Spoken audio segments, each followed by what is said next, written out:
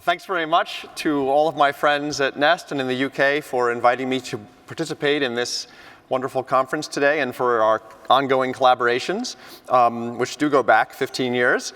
So I want to talk today about how this literature on behavior change and defaults being one example is evolving and what we're learning as we keep gathering more data. I'm going to title the talk, Nudges Are Not Enough, and actually end up arguing that the reason Nest is so successful is that it incorporates both nudges and some clearly paternalistic elements that are not just nudge-like, that actually involve real economic incentives and hard constraints, and I'll come to that by the end. So here are the claims I want to illustrate with three examples. First, nudges tend to have clear short-run proximate effects. Not always, but in most cases, the nudge generates the short-run effect that it's trying to achieve. Second, nudges tend to have smaller long-run effects. The effects kind of fade away, not completely, but partially over the long run. Third, there tend to be some countervailing distal effects. So if you push this way, the pendulum does swing that way, but it tends to swing back, and in some cases even swings in the opposite way, and we'll see some examples of that. Fourth, and I want to really emphasize this, despite a lot of kind of negative elements along the way, I very much agree that we should keep using nudges. They're great, they're cost effective, they tend to be embraced by the public, they have so many pluses. But ultimately, I want to argue that they're not going to get the job done on their own. They're a great piece of a larger portfolio. And that extra piece that I'm going to talk about today is hard paternalism. So I'll emphasize ways in which sometimes we need to take a nudge and combine it with something like an economic incentive or illiquidity or a mandatory minimum, all elements of Nest that are key features that make Nest so successful. Okay, so the three examples I want to talk about, and there'll be questions at the end, so I hope you'll generate some questions as we go. I want to talk about a study that I did with Neil Stewart and colleagues at the FCA, the Financial Conduct Authority here in the UK. I want to talk about a peer norming paper, and I want to talk about retirement savings. So first, the minimum payment study. This is joint work with Adams, Gutman, Keeney, Lucy Hayes, who may be here today, Stephen Hunt, and Neil Stewart, who is here today. And what we were trying to do is get people to pay more of their credit card debt back in a timely manner. And this debt reduction nudge did have its intended effect. And we'll see enormous proximate effects from this intervention, but we'll see lots of countervailing effects that are very interesting. Indeed, the nudge worked so well that one of the partners in this study dropped out within a couple weeks of the start of the study and didn't let us go through the whole year of analysis because the study was working so well at driving what they thought driving down debt in their credit card business. But these unintended distal effects ended up being highly countervailing. And by the end of the study, when we looked at the data 12 months in, we could see that this particular intervention, while it had powerful proximate short-run effects, had no net long-run effects in this domain. So here are the details. Again, this research is led by the FCA. It follows the great idea of actually trying out a policy before you make it the law of the land, getting some evidence before you proceed with legislation. We pre-registered the study to address issues of multiple testing and p-hacking. And we did a randomized field experiment in the domain of credit card repayment. And our goal, again, was to try to get people to carry less credit card debt and pay back their credit card debt in a more timely manner.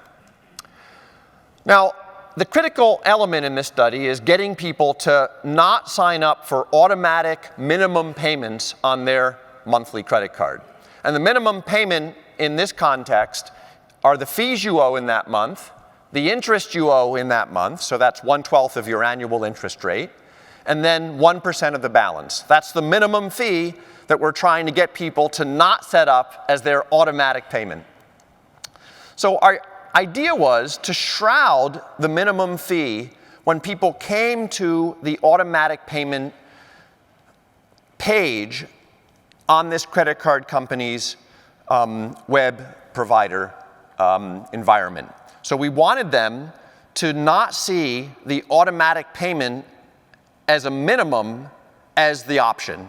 And we wanted them to instead focus on other automatic payments like paying automatically in full or paying automatically some fixed payment that would presumably be greater than the minimum payment. So here's the control arm in our study, and you can see here there are 3 different options available to the individuals at this credit card company, the customers at this credit card company. They could either set up an automatic minimum payment, that's on the left. They could set up an automatic full payment, that's in the middle, or they could set up an automatic fixed payment, like £200 every month. Now our intervention is to eliminate the automatic minimum payment as one of the options that they see on this screen, and to leave them with, on this first screen, just the other 2 options. And we achieve that by simply moving the other 2 options to the left and taking the automatic minimum payment out of view. Now they could still set it up through some other channel, but it wasn't there right away salient on this first web page. We're studying 40,000 UK credit cards that were newly issued, and we're studying the people who came to set up an automatic minimum payment. And we want to see what will happen in our treatment group when we eliminate the automatic minimum payment from that first web page that they see. And we saw enormous proximate success. So this is another one of those nudges that night and day changes behavior. I want to blow up the key numbers you should focus on. So what fraction of people in our control group set up an automatic minimum payment? 37%. When we took the automatic minimum payment off of that first web page, now only 9.6% of the people coming to these web pages to set up automatic payments are now setting up the automatic minimum payment. So we take 37% with an automatic minimum and drive it down to only 9.6%, making an automatic minimum payment. Terrific success. Now that was the company that stayed in the study. The other company that left the study at this stage had an even more dramatic success. They went from 53% making automatic minimum payments in the control group to only 6.8% making automatic minimum payments in the treatment group. So we see for the company that ran away even bigger initial effects that scared this company out of the study. They were worried that we were going to really, I presume, decimate their business model. Now, if we think about this effect over time, we see the effect get smaller with each passing month. So that's part of what happens in the long run. Things tend to fade. What I'm plotting here on the horizontal axis is the statement cycle. Those are months. And on the vertical axis, we're plotting the change in the fraction of people making a minimum payment at the company that stayed in the study. And you can see this 25 percentage point reduction in the fraction of people making a minimum payment. This huge reduction. Now, of course, if they're not making an automatic minimum payment, what are they doing? They're making, many of them, automatic fixed payments. And so we see here a large increase in the fraction of customers making an automatic fixed payment, an approximate 20% increase, which again fades in the fraction of customers making an automatic fixed payment, say 50 or 100 pounds. Now, another effect is some people said, hey, I'm going to make an automatic full payment. And we also see that increase. So relative to the control group, the fraction of people making an automatic fixed payment goes up about 1 or 2 percentage points. A small effect, but still an effect in the quote-unquote good direction.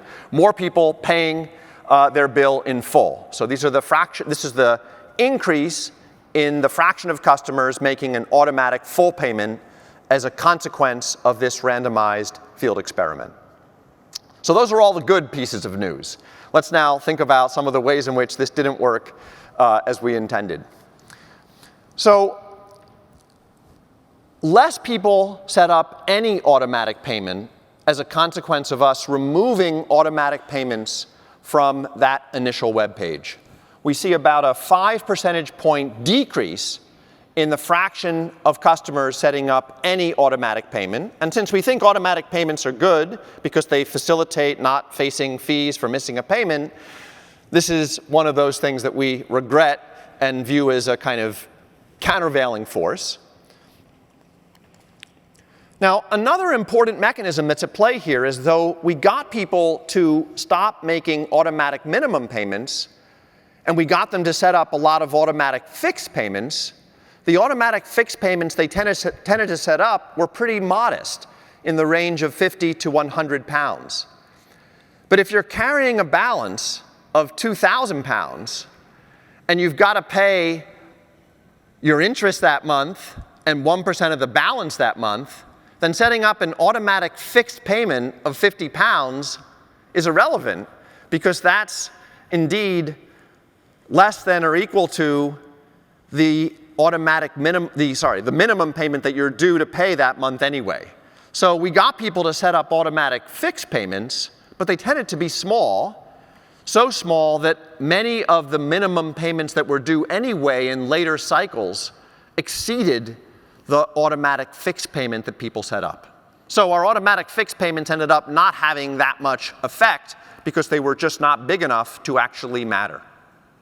So we see here an example. If you have a $2,000 balance and you set up a 50-pound automatic fixed payment, it doesn't matter because your required minimum is equal to your automatic fixed payment anyway. So if we ask, how do we affect the fraction of people in the study making a minimum payment, once we take into account that their automatic fixed payments were pretty modest, we end up seeing relatively modest effects on behavior because their automatic fixed payments just weren't big enough to, in many cases, exceed the required minimum payment.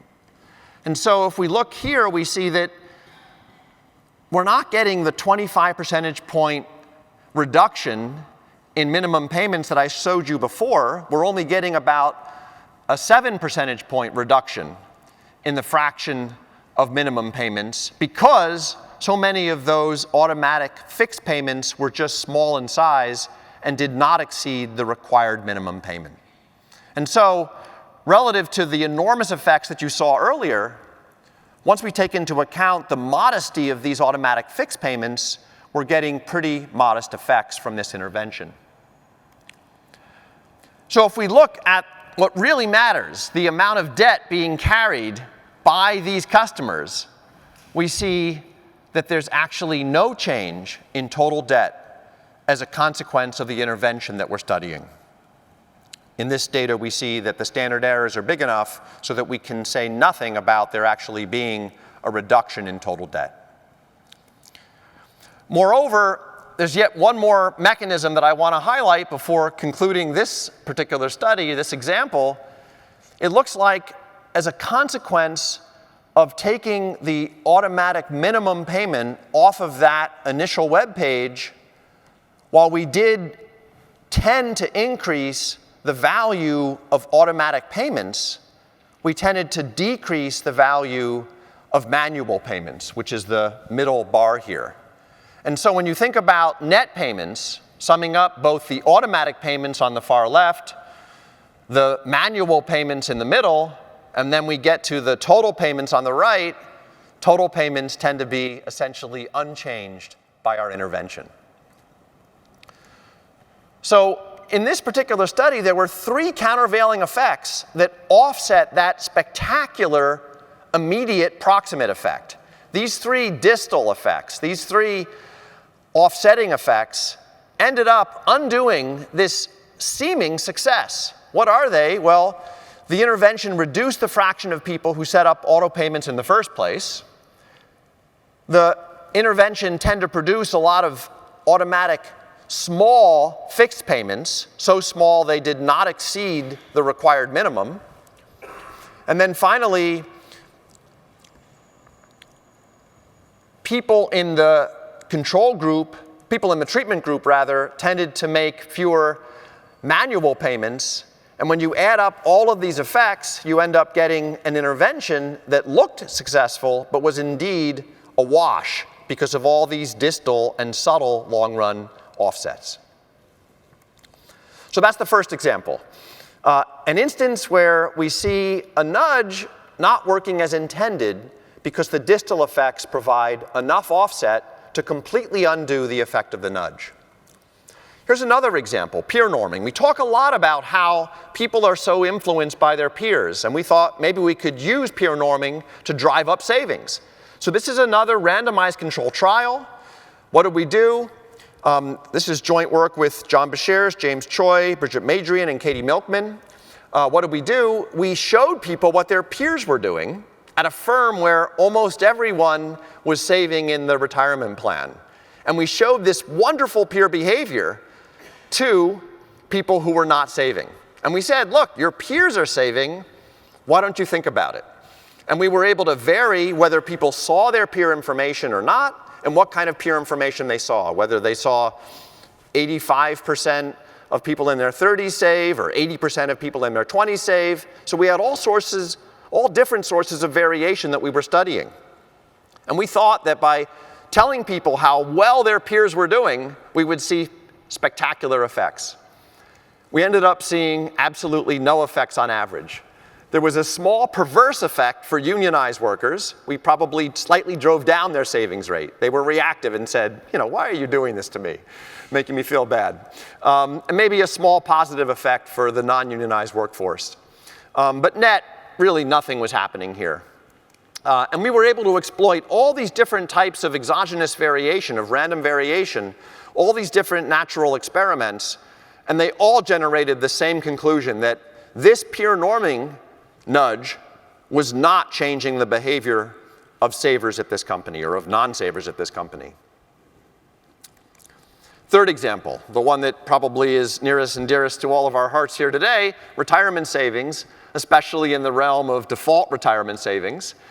So, as we all know, defaults have been enormously successful in driving participation in retirement savings schemes.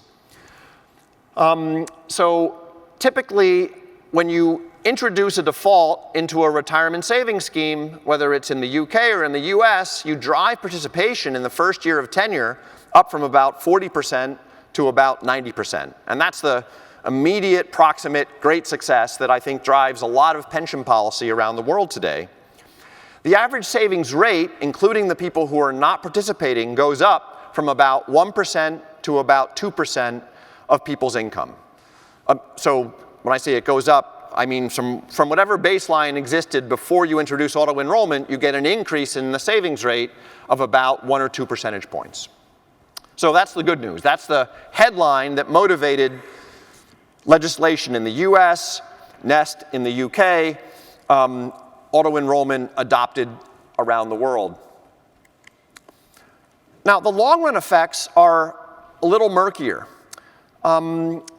Households that do not see automatic enrollment don't just sit there passively and stay out of their savings scheme for all time. They do tend to enroll. It just takes them much longer to enroll. So if we go past the first year and start talking about years 2, 3, 4, 5, we see that under auto-enrollment, you go from a 90% enrollment rate at the end of year 1 to a 95% enrollment rate 3 years later. Whereas if you don't have auto-enrollment, you see much more growth in enrollment because you have much more to catch up to. So you see from year 1 to 3 years later, year 4, the enrollment rate goes from about 40% to about 70%. So with auto-enrollment, you start high and stay high, and without auto-enrollment, you're on this catch-up trajectory. Now, you don't catch up. Auto-enrollment remains ahead, so auto-enrollment wins the race, but the huge gaps that we see at the end of year 1 are shrinking over time. Now, there's another issue that kind of undermines all of these arguments about the benefits of nudging people into saving, which is that in the US, where we have the right to leak out of these accounts, there's enormous leakage out of retirement savings accounts. Approximately 40% of the dollars that flow into these accounts leak out before retirement. And here I'm not talking about rollovers to an IRA. I'm talking about distributions from the retirement savings system. 40 cents on the dollar is leaking out. And that leakage rate seems to be even a little bit higher for people who are auto-enrolled. So they're not so passive. They're actually happy to leak out. So we want to think about this 40% leakage rate in the US. Now, kudos to all of you, because in the UK, you don't allow leakage. And while there's pros and cons to that, on net, I think it's a great thing that the UK retirement savings system has the illiquidity feature that our theories tell us, and the data seems to support, are a good thing. By requiring the money to stay there until people either become disabled or old enough to retire, you're enabling those funds to stick. Whereas in the US, they're leaking out very rapidly, causing very diminished wealth formation by the time people reach retirement. Now, there's another mechanism like leakage, which is a crowd-out mechanism in savings. If I've got more and more wealth accumulating in my retirement savings account, I may feel wealthy, and I may feel less pressure to save in the future, or I may feel the ability to decumulate savings that I already have. And we're beginning to see these kinds of effects measured in data. There's a new paper by Chukman from 2019, and there's new work that I've done with John Beshears and James Choi and Bridget Madrian and Bill Skimmyhorn, where we're wondering whether we're actually seeing some debt crowd-in as a consequence of automatic enrollment. People who may be borrowing more, especially with respect to auto loans and mortgages, as a consequence of being auto-enrolled. Now, those effects are murky, and the sample sizes aren't big enough, even though we have 100,000 people in this data set. We don't know whether these effects are just noise or whether there's something real happening there. But these are questions that are now beginning to present themselves as we look at the data and begin to see these effects despite the very large standard errors in the analysis. So a successful retirement savings plan can't just rely on nudges, or really shouldn't just rely on nudges. Nudges are going to raise retirement savings. But a successful plan has to have some other elements that I see at Nest that make programs like Nest work better than their analog programs in the US. So what are the hard paternalism elements that exist here? Well, you have a mandatory minimum savings. And you have it, of course, both in your national pension, and you have it now in Nest with this 8% minimum. You also have illiquidity, which I mentioned before. It's critical that the money that goes into your pension pots stays there and can't come out. And when we look both at theory and we look at the data, we see good reasons for wanting that money to be locked up and not susceptible to spend down in the decades before retirement. And then finally, you have matching. And matching is not a nudge. Matching is an economic incentive. It's a hard incentive. It's a real incentive. And so I believe that your success, the success of Nest that I'm very impressed by, is not just coming from default enrollment, which I endorse. I love that. I'm glad you have it. But I think it's also coming from these other elements that joint with the nudge produce a combined effect that is very successful and I think going to dramatically improve retirement saving readiness in the long run in the UK. I think you're going to do better than we're going to do in the US because you're more prone to incorporate the nudge with the hard paternalism than we are in the US. So let me just summarize and then we'll have a few minutes for questions. I wanted to make 6 claims about nudges. First, nudges tend to have clear short-run proximate effects. They work in the short run in a big way. But the long-run effects tend to be a little bit weaker, and in some cases a lot weaker. And in many cases, there's actually countervailing distal effects. Not only do the effects weaken, but you have actual offsets. And those offsets can even be strong enough to completely undo the effect of the nudge. Nevertheless, I am completely in favor of using nudges in social policy. They're a good thing. They're highly cost-effective. But we shouldn't be under the illusion that a nudge alone can achieve the goals that we're trying to achieve with policy. Nudges should be part of a bigger portfolio of policy ingredients that jointly produce the outcome that we need. And though it's not something that everyone wants to hear, some of those policy ingredients need to be incentives and other types of hard paternalism, whether it be illiquidity, whether it be savings minimums, whether it be matching dollars. These additional elements play a critical role with nudges in making systems like Nest work so well. Thank you very much.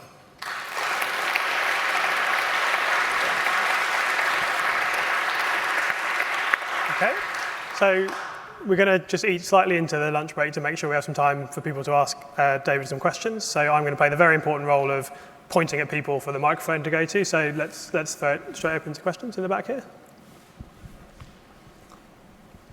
Hi, Jonathan Wildman from Behaviour. The studies you've done here seem to be about, particularly on the retirement area, about the saving element. We have a problem at the moment that we've completely opened the door at the point that someone enters the retirement market in terms of what they buy and how they generate their income. Do we need some kind of nudge, which we're thinking about at the moment with default pathways, to help guide people in the right way in that area as well? Yeah, so I would endorse nudging people when they reach retirement and have to decide what to do with their pension pot. And I might endorse something even stronger than a nudge. I might endorse some guide rails or guardrails that prevent them from being fully irresponsible. I think one thing that is a little encouraging in this regard is that the behavior of someone at age 30 may be different from the behavior at someone at age 70 in terms of things like impulsivity and self-control problems. So it is possible that we might want to put more guardrails in for people. I mean, certainly think about if any of you have a teenager in the house, you understand that teenagers are different from people in their 20s and people in their 30s and so on. We don't really know that much about when people transition to a place where we might want to give them maximal freedom. Maybe we never want to give them maximal freedom and require some minimum annuitization rate. I know you've moved away from that here. But I do think that we have this interesting consideration that self-control may become better as people move through the life course, until, of course, we reach the point of diminished cognitive capacity and things like dementia. I think there's a question from Will and then from Steve. So Will first. Yeah. Thanks very much. Will Price from D3P Global. I think I would be even more sort of sanguine about the chances of people getting better as they get older.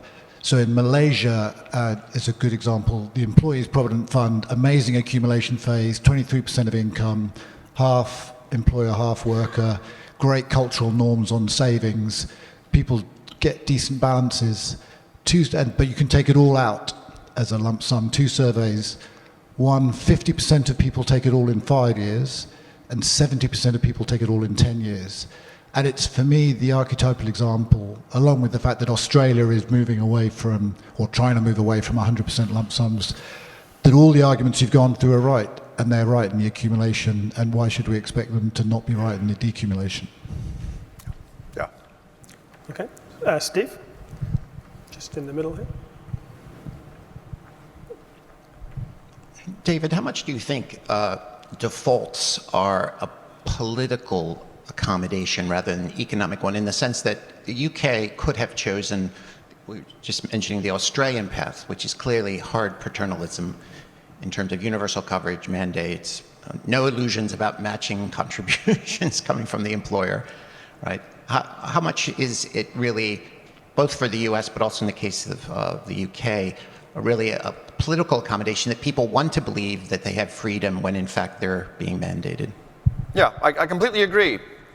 Nudges have many favorable properties, and high on that list is their political palatability. And we need to be cognizant that we can't just have the policies that an egghead wants. We need to have the policies that our democracies want.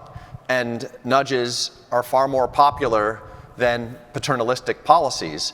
But I think as thought leaders, we need to be aware of the reality that nudges on their own are not going to generate the retirement savings adequacy that we think we need. And however we introduce those other incentives, let's not call them paternalistic policies, incentives, that's a much more favorable word, but of course it is paternalism. We have to find a way to bring that into the conversation. And I think, I love, when Nest talks about things, maybe I'm outing Nest here, which I don't mean to do, but the word paternalism doesn't enter the conversation when we talk about mandatory minimums, when we talk about employer matching, when we talk about the illiquidity in the system which predates Nest, of course. Those are policies that have existed long before Nest existed. But those are all the paternalistic elements that do need to coexist if this is going to work, and maybe we need to avoid words like paternalism because they're so offensive and focus on words like defaults because they're so appealing. But I think we should be aware of what we're doing.